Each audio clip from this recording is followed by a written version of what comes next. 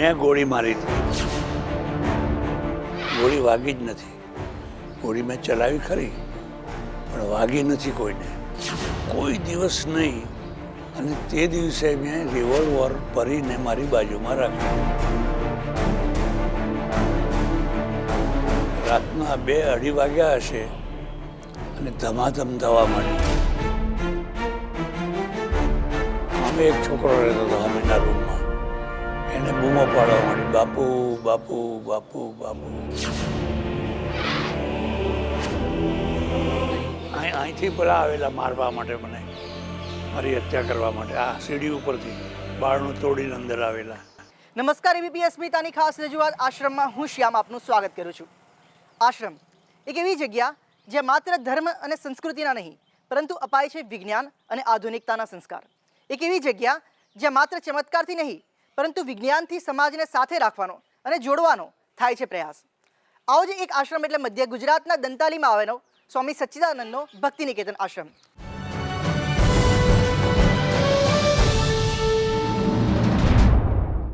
આ આશ્રમમાં કઈ કઈ પ્રવૃત્તિઓ થાય છે તે વિસ્તારથી સમજીશું, પરંતુ તે પહેલાં જોઈએ કે સ્વામી સચ્ચિદાનંદજી છે કોણ, તેમનો પ્રભાવ ક્યાં છે. એટલું જ નહીં, તે ક્યારે અને કેવી રીતે આવ્યા હતા વિવાદમાં, અને આશ્રમના કારણે જ ખુદ સ્વામી સચ્ચિદાનંદનું કેવી રીતે બદલાયું જીવન. કેસરી રંગની નરસિંહ મહેતા જેવી ટોપી પહેરેલા આ છે સ્વામી સચ્ચિદાનંદજી, જે રહે છે મધ્ય ગુજરાતના દંતાલીમાં આવેલા ભક્તિ નિકેતન આશ્રમમાં. નાનાલાલ મોતીલાલ ત્રિવેદી સચ્ચિદાનંદ બન્યા. સમાજના ઉત્થાન માટે આશ્રમ છોડીને ગામે ગામ, ઘરે ઘર જઈને સમાજમાં ક્રાંતિકારી વિચારો ફેલાવવા લાગ્યા. આ સિલસિલો વર્ષો વર્ષ ચાલતો રહ્યો, પણ અચાનક તેમની સાથે હૃદયને હચમચાવી નાખે તેવી ઘટના બની, જે સ્વામી સમાજમાં સંસ્કારનું સિંચન કરતા તે જ સ્વામીએ તેમના જ હાથેથી ચલાવી ગોળી.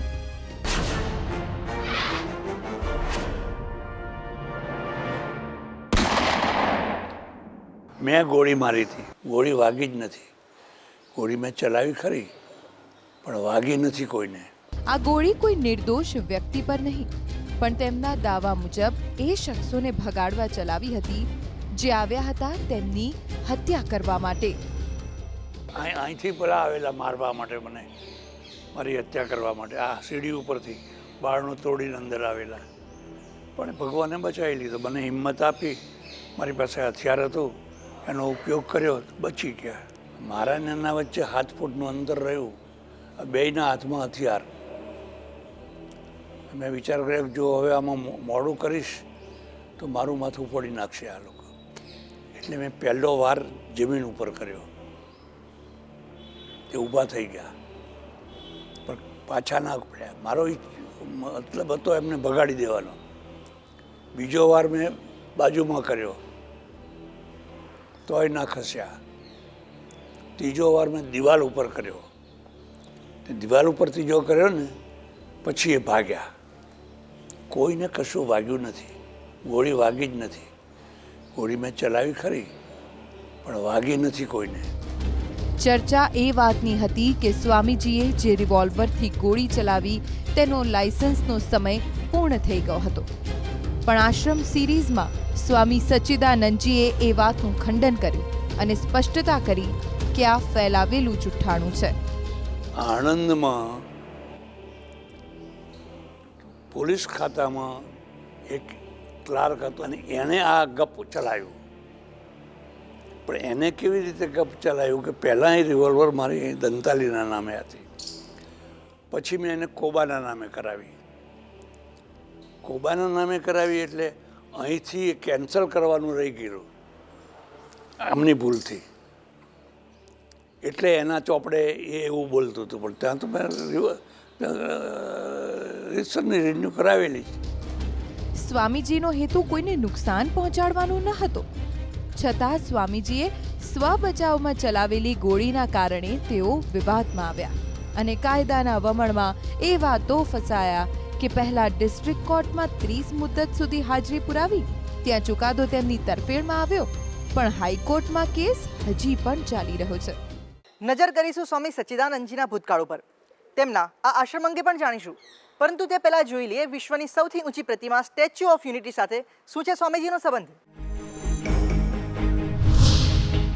સ્વામી સચ્ચિદાનંદના દંતાલી આશ્રમથી 148.2 કિલોમીટર દૂર નર્મદા કિનારે સરદાર જયંતીના દિવસે 182 ફૂટ ઊંચી સરદાર સાહેબની પ્રતિમાનું પીએમ મોદીએ અનાવરણ કર્યું અને ચારેય કોર સરદારના નામનો જય ઘોષ થયો. शिल्पी सरदार वल्लभ भाई पटेल को कृतज्ञ राष्ट्र अर्पण कर रहा है एकता का शिल्प. आओ.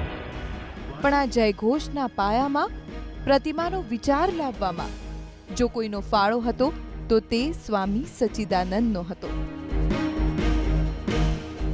કેમ કે નરેન્દ્ર મોદીની કલ્પનાનો સૌથી પહેલા વિચાર આ જ દંતાલી આશ્રમમાં સ્વામી સચ્ચિદાનંદે કર્યો હતો, જેની પ્રેરણા તેમને મોરિશિયસથી મળી હતી. અમે બધા મોરિશિયસ યાત્રા ગયેલા અને મોરિશિયસમાં બધું જોતાં જોતાં ત્યાં એક ગંગા તાળ છે, ગંગા તળાવ. ત્યાંના ભારતીયોએ ગંગાજીનો વિકલ્પ ગંગા તાળ બનાવ્યું છે. હા, ગંગાજી છે નહીં એટલે બધી વિધિ કરવી હોય તો પછી આ ગંગા તાળ ઉપર આવે. એ ગંગા તાળ ઉપર 150 ફૂટ ઊંચી મહાદેવજીની સરસ પ્રતિમા મૂકેલી છે. એ પ્રતિમા મેં જોઈ, બહુ ભવ્ય પ્રતિમા મૂકેલી છે. ત્યારે મને આ પ્રેરણા થઈ કે આવી 150 ફૂટ ઊંચી પ્રતિમા આપણે ભારતમાં સરદાર પટેલની બનાવીને મૂકવાની. સ્વામીજીએ તો પોતાના સંકલ્પ માટે ફંડ પણ એકત્ર કરી લીધું હતું, પણ જ્યારે જગ્યા માટે વાત તત્કાલીન મુખ્યમંત્રી નરેન્દ્ર મોદી સુધી પહોંચી તો સ્વામીજીના આ સંકલ્પે નરેન્દ્ર મોદીના હૈયાને હરી લીધો. સ્વામીએ અપાવડાવેલો આ સંકલ્પ નરેન્દ્ર મોદીએ દિલમાં વસાવ્યો અને બની ગયું વૈશ્વિક સપનું. જમીન લેવા માટે અમે નરેન્દ્ર મોદીનો સંપર્ક કર્યો. ભાઈ, અમારે અહીં સરદાર પટેલની ભવ્ય પ્રતિમા મૂકવી છે તો તમે જો જમીન આપો તો અમે મળવા આવીએ. એટલે એમને મને કહ્યું કે તમે મળવા ના આવશો, હું જ તમને મળવા આવું છું. એ સામે ચાલીને કોબા આશ્રમે મળવા આવ્યા અને બધી વાત થઈ. પછી એમણે કહ્યું કે હવે એક કામ કરો, તમે આ બધો પ્રોજેક્ટ મને આપી દો, અમે કરશું. એ તો બહુ સારું. આ રીતે આ બધો પ્રોજેક્ટ નરેન્દ્ર મોદીના હાથમાં ગયો અને સારું થયું, કારણ કે એ જે કરી શક્યા એ અમે ના કરી શક્યા હોત. સરદારના સખત પ્રેમી સ્વામી સચ્ચિદાનંદજીએ સરદારનું સપનું સરદાર સરોવર ડેમની પરિયોજના પૂર્ણ કરવા માટે ઘણો પરિશ્રમ કર્યો. ડેમના નિર્માણ કાર્યમાં રોડા રાખનારા તત્વો સામે બાથ ભીડી, જરૂર પડી તો આશ્રમ છોડીને મેદાને લડત આપી અને જરૂર પડી તો ગાંધી ચિંધ્યા માર્ગે ઉપવાસ પણ કર્યા. સરદાર સરોવર યોજનામાં લડાઈ લડી રહેલા સ્વામીએ આ યોજનાના વિરોધી બાબા આમટેનો પ્રચંડ વિરોધ કર્યો હતો. બાબા આમટે એટલી હદ સુધી ગયેલા કે હથોડો લઈને, ઘણ લઈને હું સરદાર સરોવર તોડવા જઈશ. ત્યારે મેં કહેલું કે જો બાબા આમટે જો ઘણ લઈને મેં તોડવા આવશે તો હું એમનો સામનો કરીશ. બાબા આમટે ગાડીમાં બેસીને પુલના અડધે સુધી આવ્યા તો બીજી તરફ હું એ સામે ગયો. એ ઉતરીને જો ઘણ મારે તો મારે એનો ઘણ પડાવી લેવો. તત્કાલીન મુખ્યમંત્રી ચિમનભાઈ પટેલની દરમિયાનગીરીથી મામલો સુલઝ્યો. બાદમાં ડેમની ઊંચાઈ વધારવા માટે તત્કાલીન મુખ્યમંત્રી નરેન્દ્ર મોદીના ઉપવાસ કાર્યક્રમમાં સ્વામીજીએ પણ ઉપવાસ કર્યા. નરેન્દ્ર મોદી મુખ્યમંત્રી થયા અને એમણે કહ્યું કે અમે ઉપવાસ ઉપર ઉતરશું અને મારી સાથે સ્વામી સચ્ચિદાનંદ બેસશે. એટલે પછી હું બેઠો, અમે બંને બેઠા. અને કેટલા દિવસ ઉપવાસ કરવો પડશે એ તો કોઈ કલ્પના નથી. પણ બન્યું એવું કે પહેલા દિવસે જ હાંજ પડતા પડતા નિર્ણય આવી ગયો અને એમાં આપણે જીતી ગયા. સરદાર સરોવર યોજના વિનાના ગુજરાતને સ્વામીજી અધૂરું ગણે છે. એટલે આ બધી વિકટ પરિસ્થિતિ હતી અને એ વિકટ પરિસ્થિતિમાંથી જે રીતે સરદાર સરોવર બાંધ બન્યો છે એ તો એક કલ્પના જ કહી શકાય. અને ના બન્યો હોત તો આજ ગુજરાતની શું દશા થાય એની કલ્પના કરી ધ્રુજી ઉઠાય. આજે આ નહેરના કારણે દુકાળ દેખાતો નથી. જો આ નહેર ના હોત તો અત્યારે તો 3 વર્ષથી દુકાળ જ હતો, પીવાનું પાણી ના મળત. પણ નહેરના કારણે આપણને દુકાળનો અનુભવ થતો નથી. સામાન્ય રીતે કોઈ પણ આશ્રમમાં પ્રતિમા ભગવાનની હોય છે, પરંતુ સ્વામીજીના આશ્રમમાં મૂકેલી આ પ્રતિમાઓ તેમના રાષ્ટ્રભક્તિના વિચારોની પ્રતીતિ કરાવે છે, તેના દેશભક્તિના વિચારો ઉજાગર કરે છે. અને એ જ કારણ રહ્યું કે એબીપી અસ્મિતાએ આશ્રમ શૃંખલાની શરૂઆત આ આશ્રમથી કરી.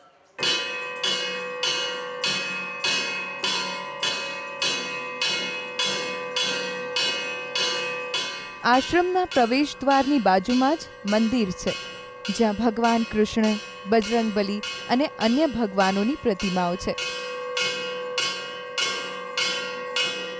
પણ સાથે જ સ્વાતંત્ર્ય સેનાનીઓની પણ પ્રતિમાઓની સ્થાપના કરાઈ છે. આ લોકો બિચારા દેશ માટે ફાંસીએ ચડી ગયા અને લોકો એને ભૂલી ગયા. એક પરિવારના 65 જગ્યાએ નામ, અને આમનું કોઈ જગ્યાએ નામ જ નહીં. એટલે મેં કહ્યું આપણે આપણા મંદિરમાં અપ્સરાઓ નથી મૂકવી, પુતળીઓ, પણ આ શહીદોને મૂકવા છે, એટલે મેં શહીદોને મૂક્યા. આ જ આશ્રમમાં દેવી સરસ્વતીનો પણ વાસ છે, અને એટલા માટે જ અહીં બુક સ્ટોલ પણ રાખવામાં આવ્યા છે, જેમાં માત્ર અને માત્ર ધર્મ, રાષ્ટ્રભક્તિ અને આધ્યાત્મિકતાને લગતા સાહિત્યનું જ વેચાણ થાય છે.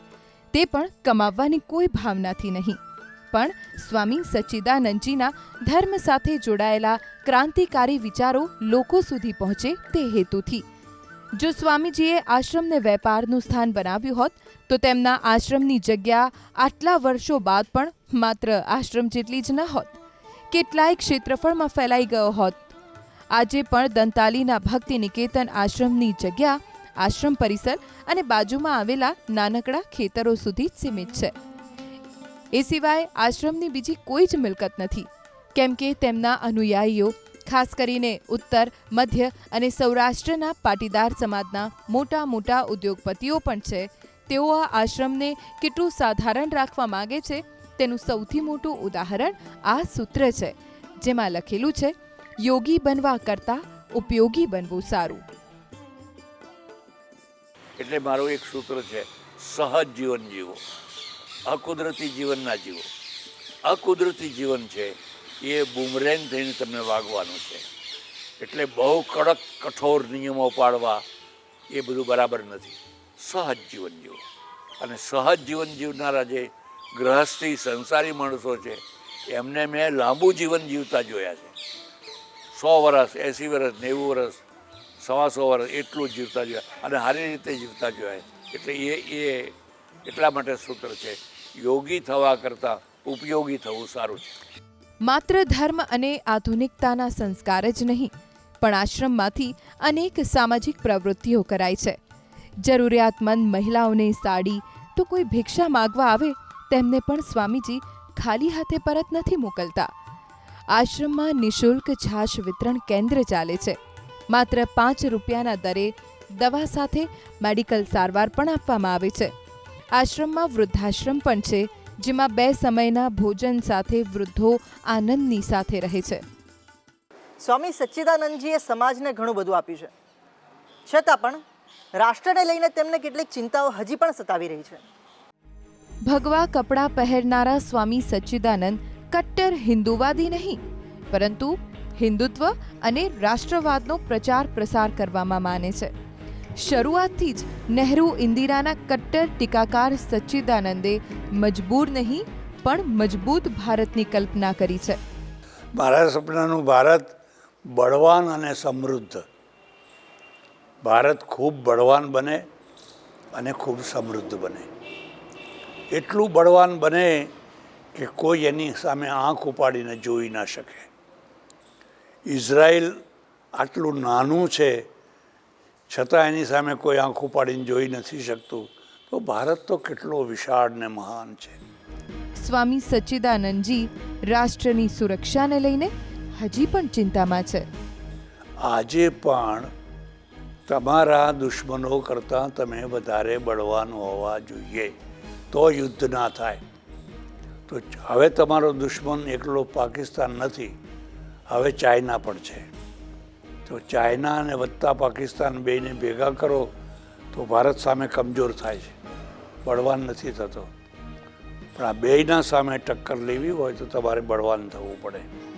સ્વામીજીએ સેંકડો કાર્ય કર્યા છે, પણ મહત્વના 5 કામોની વાત કરીએ તો તેમણે મોક્ષ માટે સંન્યાસ ગ્રહણ કર્યો, પણ તે માર્ગને છોડીને તેમણે લોક કલ્યાણનો માર્ગ અપનાવ્યો.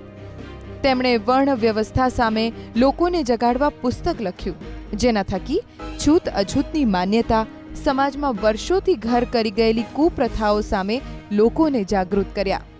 તેમણે વેદાંત સમીક્ષા પર પુસ્તક લખ્યું. તેઓ શાંકર વેદાંત પરંપરામાં દીક્ષિત થયા છે, જેનો મત છે કે બ્રહ્મ સત્ય છે અને જગત મિથ્યા છે. જ્યારે સ્વામીજી અભ્યાસ કર્યો તો તેમને આ વાત ખોટી લાગી. તેમના મને બ્રહ્મ પણ સત્ય છે અને જગત પણ સત્ય છે, તેને અનુરૂપ જ સ્વામીજીએ એક શ્લોક પણ રચ્યો છે. બ્રહ્મ સત્યમ જગત સત્યમ મિથ્યા મોહાંત જીવિતમ ઈશ ભક્તિર લોક સેવા હિતેશા પરમાર્થતા. સુઈ ગામમાં સ્વામી સચ્ચિદાનંદે અનેક લોક કલ્યાણના કાર્યો કર્યા. નજીવા દરે અન્ન વિતરણ કરીને ગરીબીમાં જીવતી પ્રજાના ઉત્થાન માટે કાર્ય કર્યું. ગુરુકુળ બનાવીને છોકરાઓને શિક્ષિત બનાવ્યા.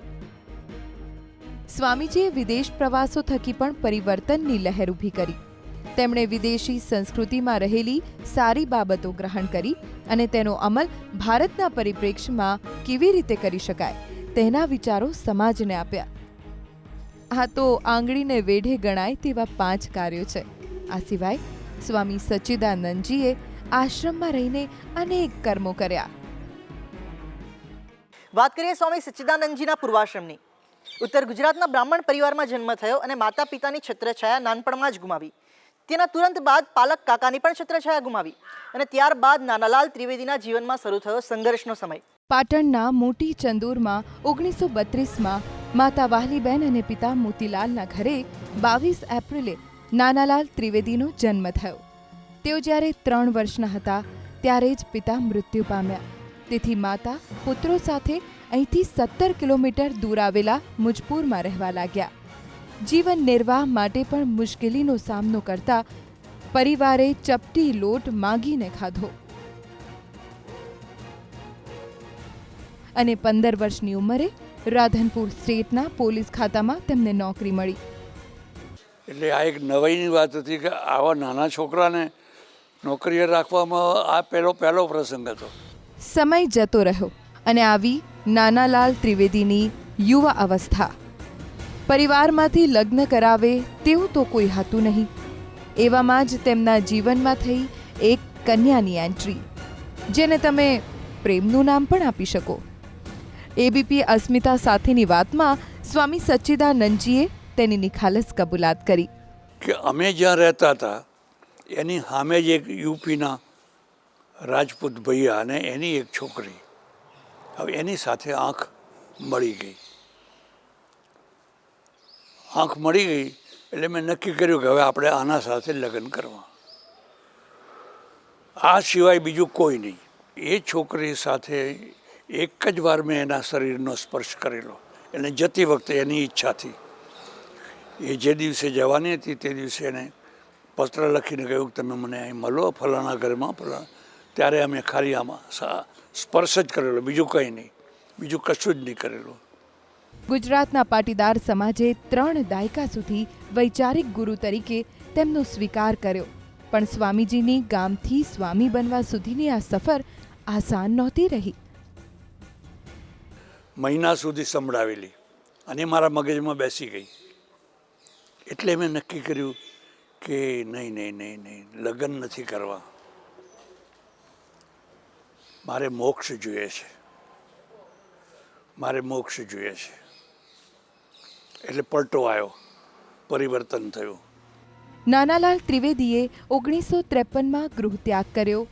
બાદમાં 1954માં પ્રયાગરાજના કુંભ મેળામાં બ્રહ્મચર્ય દીક્ષા ગ્રહણ કરી અને 1957માં પંજાબના સિંધમાં માત્ર 21 વર્ષની ઉંમરે મુક્તાનંદ સરસ્વતીજી પાસેથી દીક્ષા લઈને સંન્યાસ ગ્રહણ કર્યો. અને આ સાથે જ તેઓ બની ગયા સ્વામી સચ્ચિદાનંદજી. સ્વામીજીએ આશ્રમનું નિર્માણ જરૂર કર્યું, પરંતુ જ્યારે પણ સમાજને જરૂર પડી ત્યારે આશ્રમ છોડીને બહાર પણ આવ્યા. જોઈએ કે સ્વામીજીએ આશ્રમમાં બેસીને કઈ કઈ પ્રવૃત્તિઓ કરી. જ્યારે સ્વામીજીનું જીવન બદલાયું ન હતું તે પહેલાં તેઓ ગામડે ગામડે ફરતા, પ્રવચનો કરતા અને પાટીદાર સમાજમાં રહેલી સાટાપેટા, બાળ વિવાહ સહિતની પ્રથાને બદલવા માટે અથાગ પ્રયત્નો કરતા. કડવા અને લેઉવા પાટીદાર વચ્ચેનો ભેદ દૂર કરવા અને બંનેને એક કરવામાં જો કોઈ સંતે સૌથી મોટી ભૂમિકા ભજવી હોય તો તે છે સ્વામી સચ્ચિદાનંદજી. લવકુશના સંતાન ગણાતા પાટીદારો કે જે લેઉવા અને કડવા એમ બે ફાળામાં વહેંચાયેલા હતા, તેમને ઘઉંના દાણા સમાન એક કરવામાં આશ્રમની મોટી ભૂમિકા છે. વર્ષો પહેલા મહેસાણાના સુરપુરા ગામમાં છૂત અછૂતની રૂઢિચુસ્તતાના કારણે પાણીથી વંચિત રહેલા દલિતોને તેમણે પાણી આપવાનું શરૂ કર્યું. પછી એક દિવસ જોયું તો કોઈ ના આવ્યું. મેં રાહ જોઈ તો કેમ આજે કોઈ કંઈ આવ્યું કેમ નહીં. પછી ખબર પડી કે ગામના લોકોએ ધમકાવ્યા બધાને, કર્યા અમારા ગુરુ પાસે પાણી ભરાવો છે. એટલે બિચારા આવતા બંધ થઈ ગયા. તો મને ખબર પડી. પછી મેં રાત્રે સભામાં બધાને ખખડાવ્યા, ખૂબ ખખડાવ્યા. તમે બધા પાણી ભરપૂર પીવો છો ને એમના ઘરમાં પીવાનું પાણી નથી હોતું. મહેમાન પરોણો આવે તો એને લોટો પાણી આપવાનું નથી હોતો. તો તમે ના આપો તો કંઈ નહીં, હું આપું એમાંય તમને વાંધો છે. એટલે પછી એક ખેડૂત તૈયાર થયો કે મારા ખેતરમાં કૂવો છે ગામના નજીકમાં, ત્યાંથી હું પાણી ભરવાની છૂટ આપું છું. 22 જાન્યુઆરી 1969માં વસંત પંચમીના દિવસે થઈ દંતાલીમાં સ્વામી સચ્ચિદાનંદજીના ભક્તિ નિકેતન આશ્રમની સ્થાપના. આશ્રમના નામે કોઈની પાસે આજે પણ રૂપિયો મંગાતો નથી. દાતાઓ સામેથી દાન આપી જાય છે અને જે પણ મળે તેને સ્વામીજી લોક કલ્યાણના કાર્યોમાં વાપરી નાખે છે. તેમની દુનિયા માત્ર આ આશ્રમ નથી. 1976 પહેલાં જ તેમણે 30થી વધુ દેશોનું ભ્રમણ કર્યું અને વિશ્વની સંસ્કૃતિના સારા પાસા કેવી રીતે આપણે અપનાવવા તે સહિતના પુસ્તકો પણ લખ્યા. સમાજ સુધારા સહિતના વિષયો પર તેમના અત્યાર સુધીમાં 118 પુસ્તકો પ્રકાશિત થઈ ચૂક્યા છે.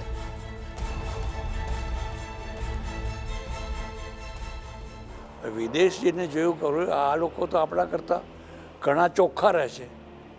એમના રોડ ચોખ્ખા, એમના ઘર ચોખ્ખા, એમના કપડાં ચોખ્ખા. સ્વચ્છતામાં તો હવે આપણા જેવી તો ગંદકી દુનિયામાં કંઈ જોવા નહીં મળે. શરમીને ડૂબી મરવું પડે એટલી ગંદકી. અને તીર્થ ભારત જેવી કોઈ સંસ્કૃતિ નહીં, શું કપાળ સંસ્કૃતિ. અહીંયા તમે વિધવાઓને બાળી નાખતા હતા, છોકરીઓને દેવદાસી બનાવી દેતા હતા, અને મોટી ભાગની પ્રજા તો અછૂત હતી, એનો પડછાયો લેવા તૈયાર નહોતા. કઈ મહાનતા હતી તમારામાં. આ બધી કાલ્પનિક વાતો અને ખોટી માન્યતાઓ છે. ખરેખર સાચી વાતો સ્વીકાર કરવી જોઈએ.